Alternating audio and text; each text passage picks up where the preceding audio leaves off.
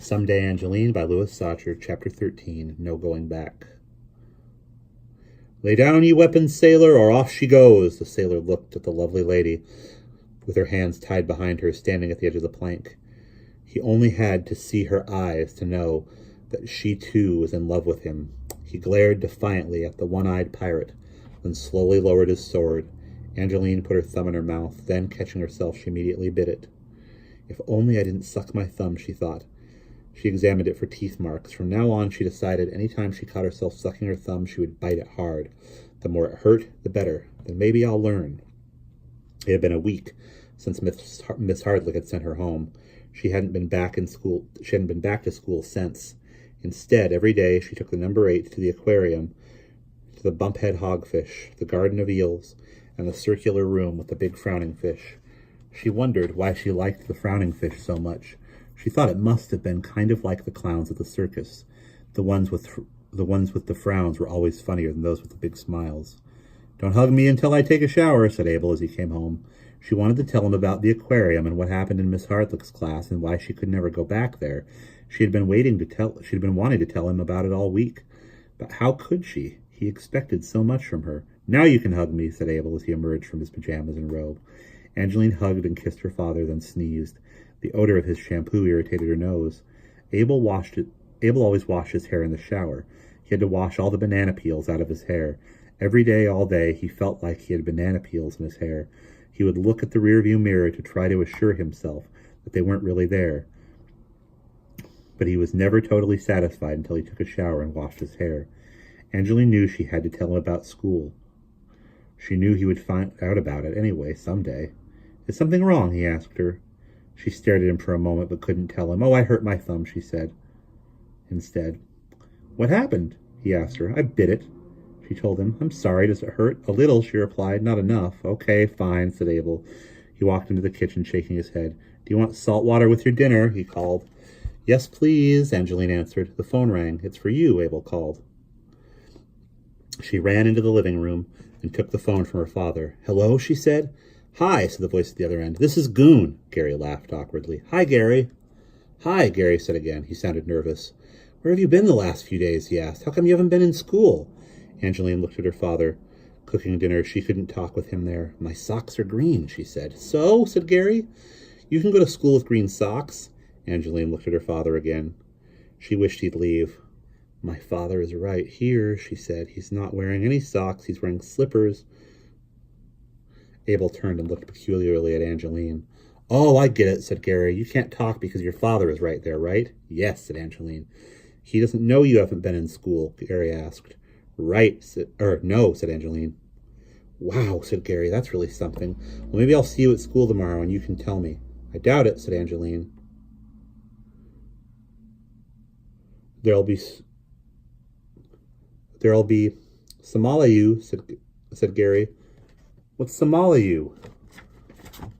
Angeline asked. "Nothing Somali me," asked Gary. "What's Somali you?" Angeline laughed.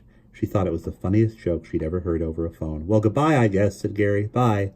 They hung up. Abel couldn't stand it any longer.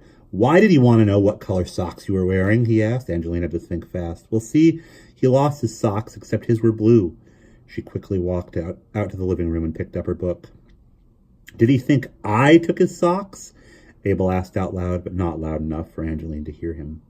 The next day, Gary walked aimlessly across the schoolyard, hoping that Angeline would show up.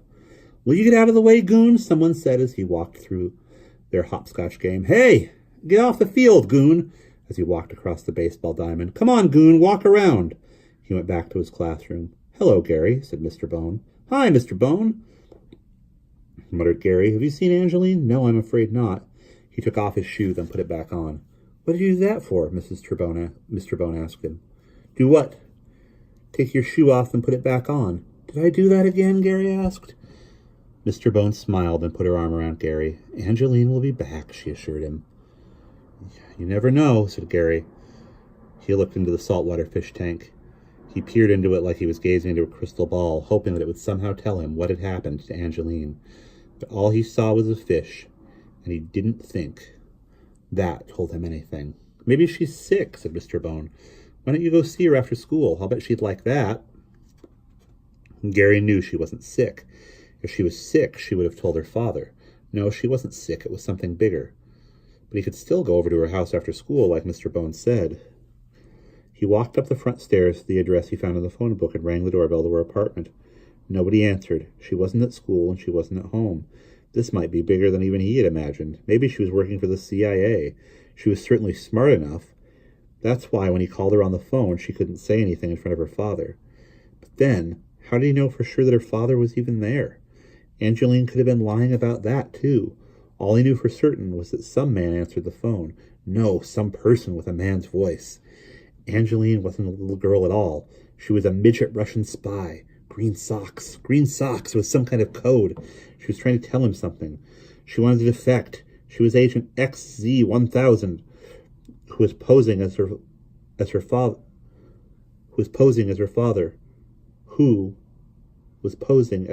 She and Agent XZ-1000, who was posing as her father, were plotting to overthrow the government and... Boo, said Angeline. Gary stumbled down the stairs. Have a nice trip. See you next fall, he said. Angeline laughed. I never even heard you coming, said Gary. You're as quiet as a cat. As a fish, said Angeline. Do you want to come in and see where I live? She unlocked the front door of the apartment building, and they waited by the elevator. You have an elevator? Said Gary. We have to, said Angeline. We live on the 4th floor. We live in a house, so we don't have an elevator, said Gary. Do you have a backyard? Angeline asked. Yes. Well, then you don't need an elevator if you have a backyard. You can have a dog. We don't have a dog or an elevator, said Gary. They rode the elevator up to the 4th floor. Angeline unlocked the door to her apartment and then walked inside. Would you like some salt water? She offered. Gary looked around the apartment. He was thrilled to be there, just as he was thrilled the time he got to go to Mr. Bones' car. Do you have any fresh water? He asked. Yes, we have that too, said Angeline. I'll have fresh water, said Gary. My father said if you drink salt water, you'll go crazy. He said he read a book where a guy in a lifeboat drank salt water, then jumped in the ocean and was eaten by sharks. How could that be? Said Angeline.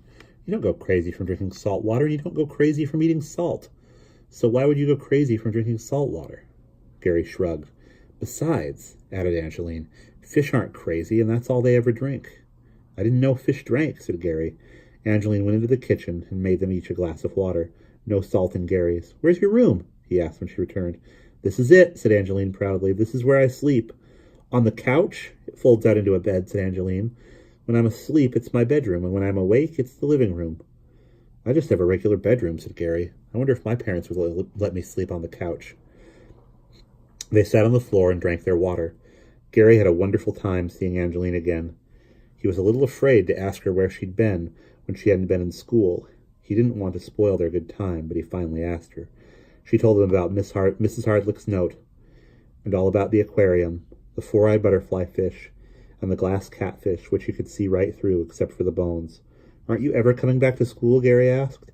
I can't, said Angeline. I tore up Mrs. Hardlick's note and stuffed it under a bus seat. She told me I couldn't come back to class until I bring the note back signed by my father. Since I don't have the note, I can't ever go back. I wish Mr. Bone would write me a note like that, said Gary. Then I could stuff it under a bus seat and I wouldn't have to go to school. Mr. Bone would never write a note like that, said Angeline. I guess not. Besides, if I had Mr. Bone for a teacher, I'd like school. I guess, said Gary. But it was a lot better when you were there, too. I just don't fit in at school, said Angeline. Not like at the aquarium. At school, everyone calls me a freak. They call me a goon, said Gary. You call yourself that, said Angeline. I guess I'll always be a goon, said Gary, but someday everybody will be sorry they ever called you a freak. You'll be somebody really great. You never know. And that's the end of chapter 13.